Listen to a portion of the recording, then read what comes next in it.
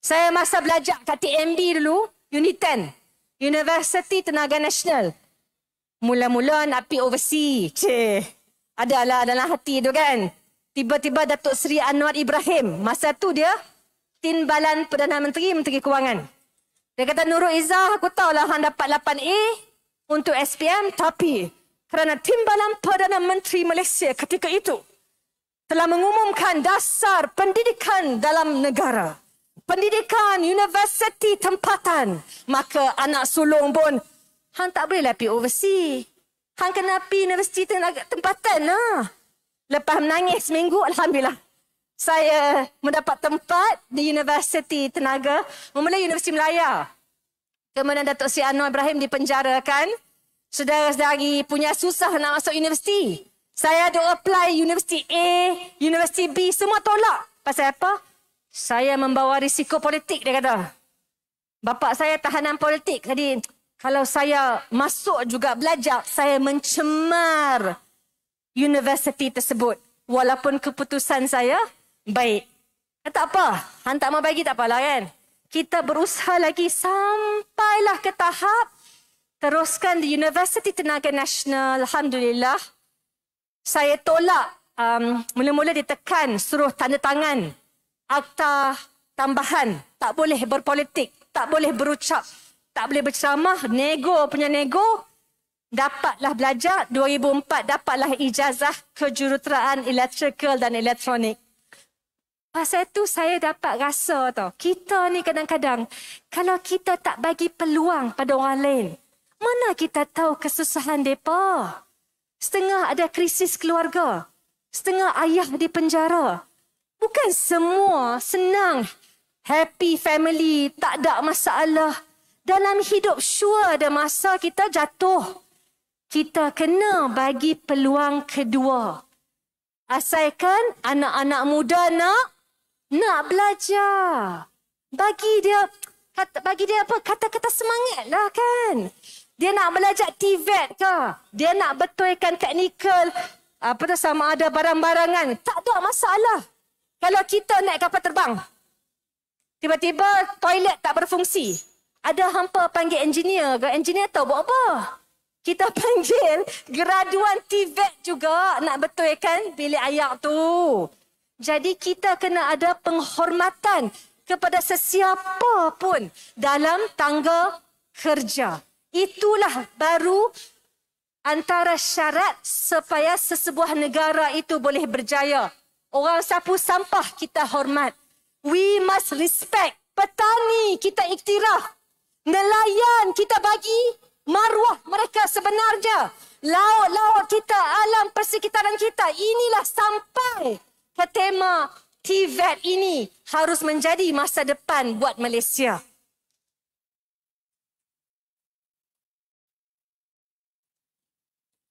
Ketiga, saudara-saudari, saya tak akan pergi ke semuanya sekali, tapi saya nak maklum kerana saya baru sahaja hadir.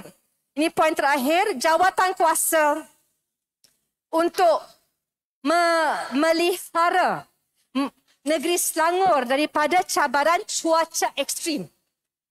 Kalau tanya kat Penang ni, apakah masalah nombor satu bila bercakap tentang bencana alam? Banjir nombor 2. Yang tanpa air abu ni kita panggil Nahrim untuk bantu kat kampung Jalan Baru. Doakan. Tapi nombor satu cabaran. Siapa baca berita tengok kat Eropah heat wave. Dekat Spain 43 degree Celsius. Dekat Rome 50 ke berapa banyak degree Celsius. Satu Eropah penuh dengan heat wave. Akhirnya rakyat mereka tak boleh kerja because it's a heat stress. You cannot continue your work, ya. Dalam keadaan panas, kita tak boleh selesa. Kita akan dehydrated. Orang yang berumur, kemungkinan ada yang mati. This is serious. Jalan tar ni, dekat airport, sampai terbakar ni. Ini yang berlaku dan di Malaysia. Di Pulau Pinang, di negeri Selangor, di negeri-negeri seluruh Malaysia. Inilah masalah nombor satu. Dia panggil tekanan cuaca. Heat stress. Jadi kalau kita tidak merancang, kalau kerajaan tidak memikirkan cara melindungi bandar-bandar kita, pekerja-pekerja kita dengan dasar yang lestari dengan alam, kalau kita nak bina aja bangunan, mampu FP ya apa jadi? Ya tak fikir. Kalau hujan turun, dulu-dulu yalah turun sejam 2 jam. Sekarang ni hujan dia turun, dia ikut suka dia lah. 1 jam longkang cukup lagi. 5 jam, 1 hari penuh, taman-taman semua. Sadaqallahul azim tau. Masuk ayam semua tu. Jadi kita kena gunakan dasar iklim yang mengambil kira ke semua perubahan ini. Inilah cabaran kepimpinan.